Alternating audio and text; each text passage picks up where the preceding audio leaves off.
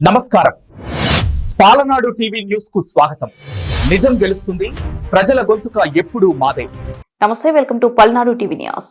సమగ్ర కుటుంబ సర్వేను తప్పనిసరిగా చేయించుకోండి. ఎంపీడీఓ కాసయ్య. నగరికలు మండలంలో గ్రామ ప్రజలు అందరూ సద్వినియోగం చేసుకోవాలి.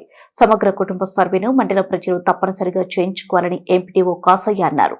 మంగళవారం తమ కార్యాలయంలో ఆయన మీడియాతో మాట్లాడుతూ, సమగ్ర కుటుంబ సర్వే అంటే సంక్షేమ పథకాలు, ప్రభుత్వం అందించే ప్రయోజనాలు అమలు కోసం ఈ సర్వేను రాష్ట్ర ప్రభుత్వం సచివాలయం సిబ్బంది ద్వారా చేయించుకోవాలని, వారిని ప్రజలందరూ సహకరించాలని తెలిపారు.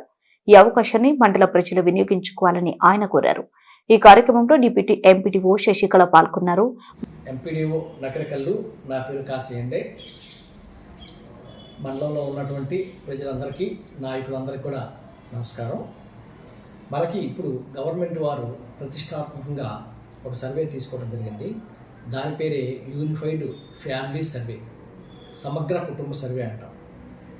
ఎందుకంటే ఇది సమగ్రమైనటువంటి కుటుంబ సర్వే. ఎందుకంటే ఈ కుటుంబ సర్వేలో సర్వే చేయించుకుంటేనే రేపు ముందు మనకు రావాల్సినటువంటి అన్ని ప్రభుత్వ పథకాలు రావడానికి అవకాశం ఉంటుంది. ఉదాహరణకు తల్లికి వందనం కానీ, ఆటో సేవలో కానీ, ఇంకా అన్నదాత సుఖీభవ కానీ, ఇంకా రకరకాలుగా ఇంకా ముందు రాబోయేటువంటి ఏ సర్వే, ఏ పథకమైనా కానీ ఖచ్చితంగా ఈ సర్వేలో ప్రతి ఒక్కరు నమోదై ఉండాలి. అది కూడా కాకుండా మనకి కుటుంబంలో ఎవరైనా చేర్చుకోవాలన్నా,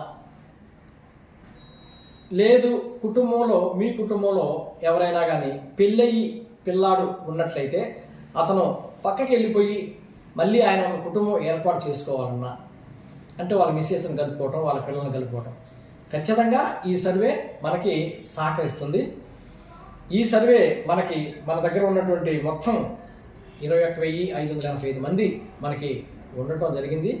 మన మండలంలో ఇప్పటికీ 5,600 మంది అయ్యారు సర్వే. ఇంకా మిగతా వాళ్ళు కూడా సర్వే జరగాల్సినటువంటి అవసరం ఉంది. ఖచ్చితంగా ఇక్కడ మాకు 121 మంది సచివాలయ సిబ్బందితోటి, మండలంలో 14 సచివాలయాలు ఉన్నాయి, 121 మంది సచివాలయ సిబ్బంది ఉండటం జరిగింది. వాళ్ళందరూ వచ్చి మీ దగ్గరకు వచ్చి సర్వే చేస్తూ ఉన్నారు.